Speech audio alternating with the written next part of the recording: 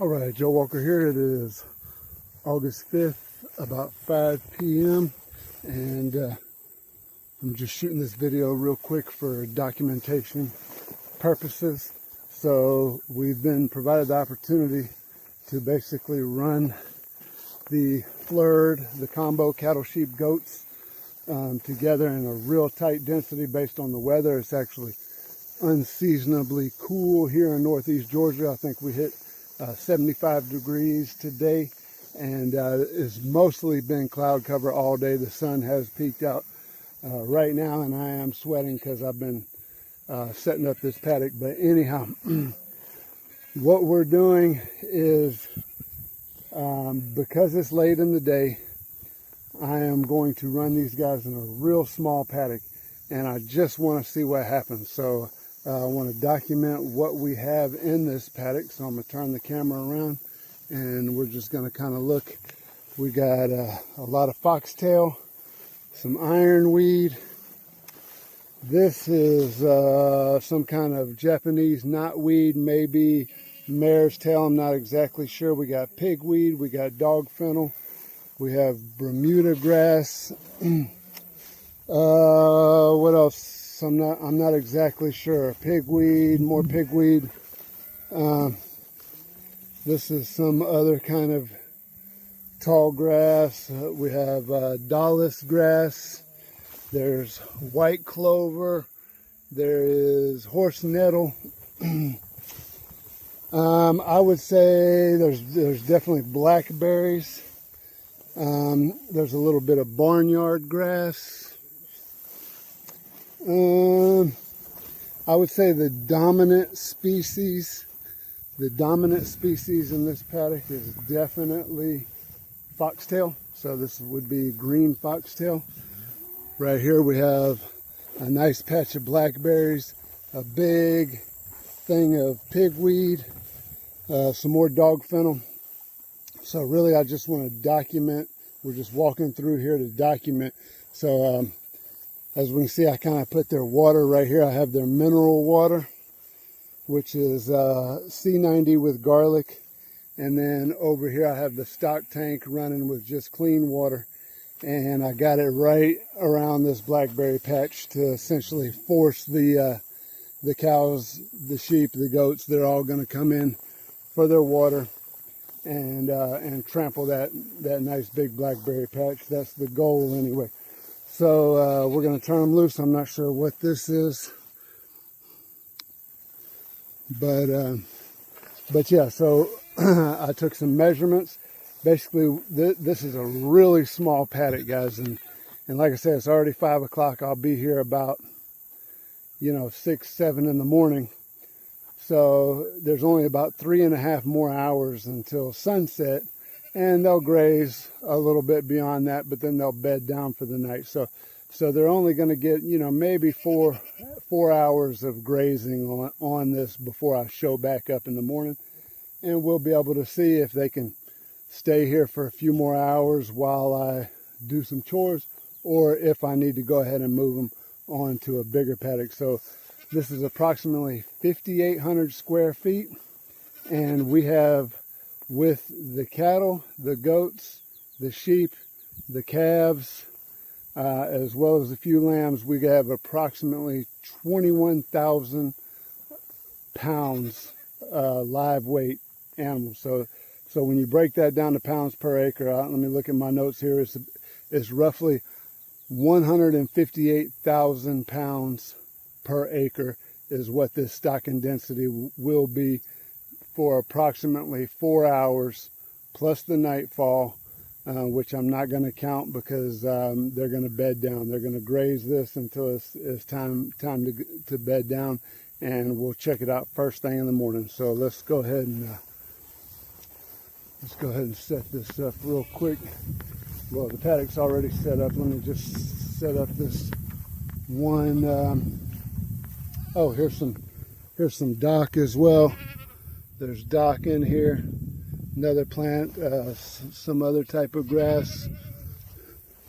So as usual, lots and lots of diversity. So we are going to get them moved real quick. Let me put this one post up here so goats don't go nuts on me.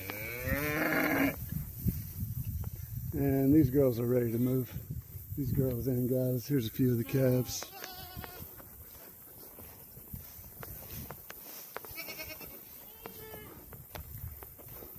So they've had this previous paddock for 24 hours, and it was pretty big. We're going to have to clip this.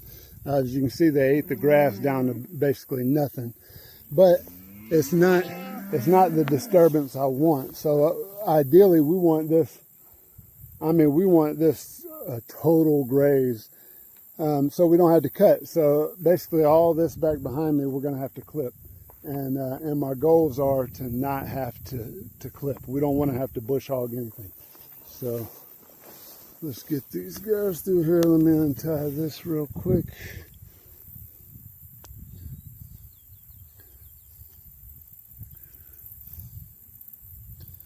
And you'll see we got one really skinny poor cow. She is just, I don't know, does not do well. We're going to have to end up getting rid of her. But all right, let me tuck this.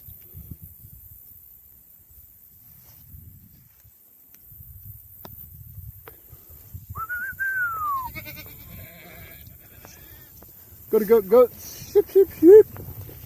Let's go.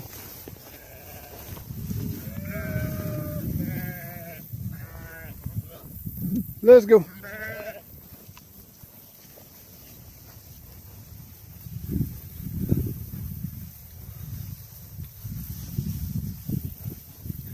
So they're going to hit it hard.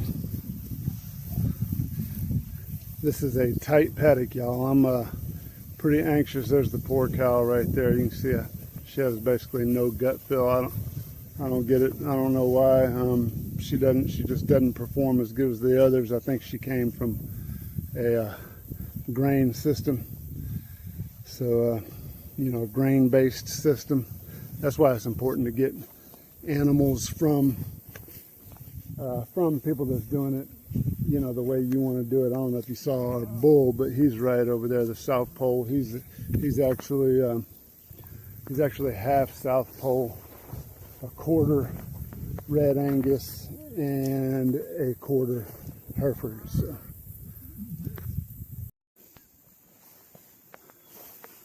All right, real quick, just to kind of show y'all what this looks like with the animals on it. So 158,000 pounds per acre.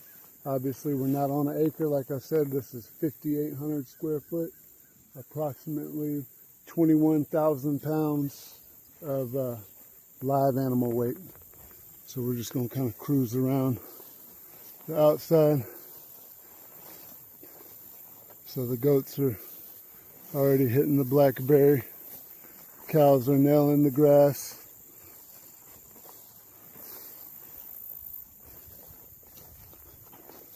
Here's several baby lambs.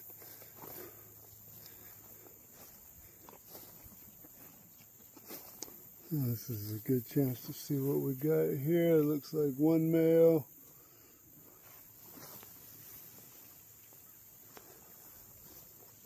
Two males. Looks like 3 out of those 4 are males.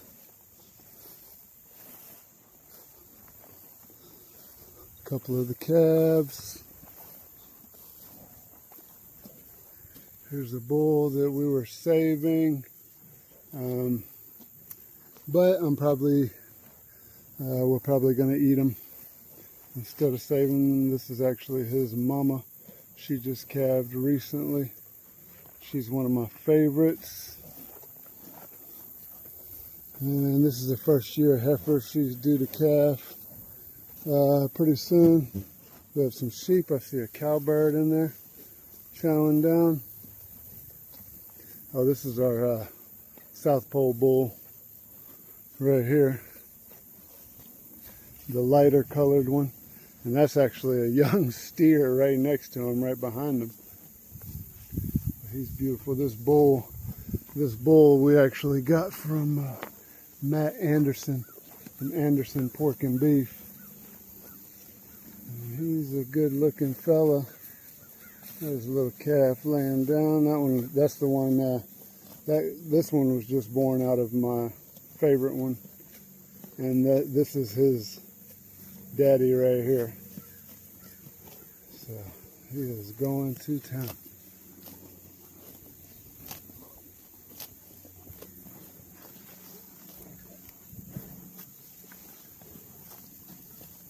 Ironweed starting to bloom. But yeah, he's very slick. One of the older goats. Some more lambs. A couple more lambs. Looks like boy. Man, we got a lot of boys this go around. This mama here, she's ready to have a baby soon. But anyhow, this is what that stocking density looks like.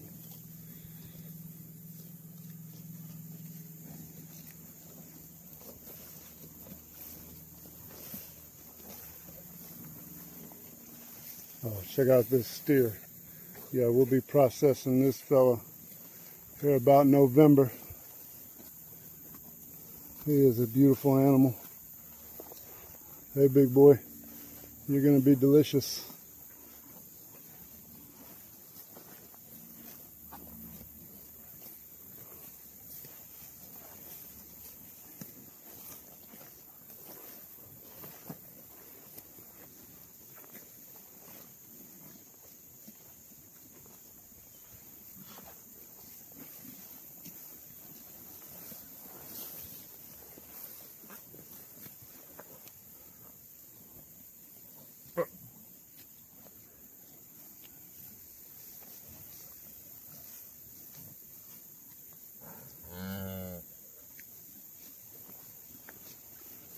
I'm not gonna mess with your baby, mama.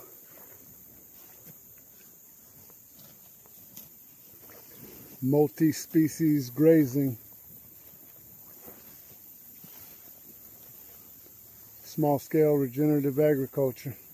See, look at this little calf. He thinks he's a sheep. Which, this is one of the really cool things.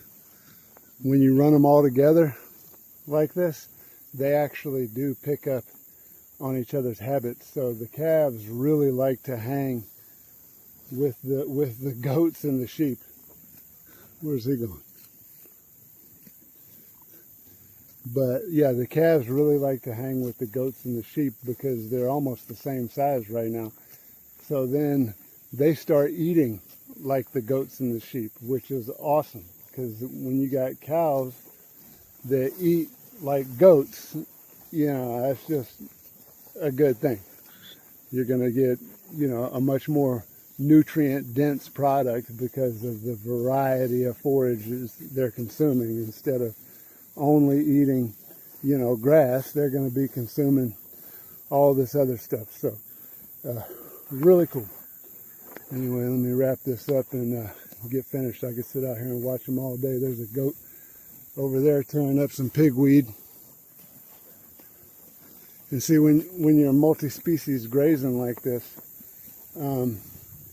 what a lot of people consider problematic species like pigweed is not so problematic anymore. It's you know, I think I said this in a previous video. The term weed is relative. You know, it's really has negative connotations. If a cow won't eat it, then, you know, put a sheep on it. If sheep won't eat it, put a goat on it. But anyhow, we love what we do. Yonah Mountain Farms, Joe Walker, signing off.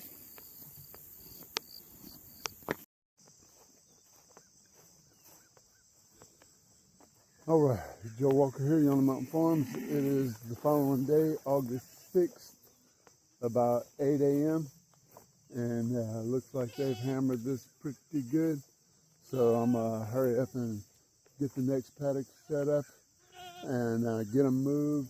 And we'll do a quick walkthrough and just document the disturbance.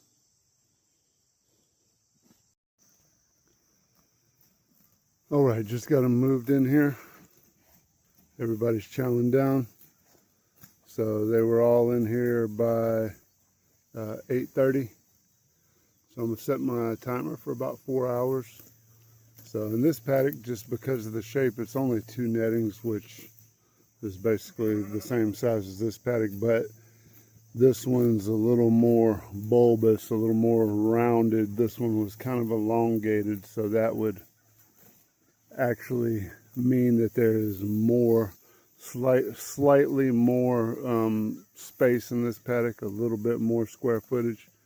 And I'm not going to do the estimate that I did yesterday based on the measurements I had, but if I had to guess, yesterday's paddock was about 5,800 square foot. I'd say this one's closer to 6,400, maybe even 7,000 square feet. And so I'm going to check on them. I got a lot of chores to do. I'll check on them again about 12:30. I think I'll actually go ahead and set up the next paddock, and we'll see. We'll see if what 4 hours does. This is the rare opportunity where I'll get to move them twice a day. That's kind of one of the challenges with managing several properties, is I can't really. I don't like to leave a property and then come back. I want to try to get everything done on this property, then go to the next property and get everything done. It's just time consuming going back and forth. So, but it's worked out this way. I'm here early. I got a lot of stuff to do, and I'll be able to come back and check and maybe get 2 moves in today. We'll see. So see y'all later.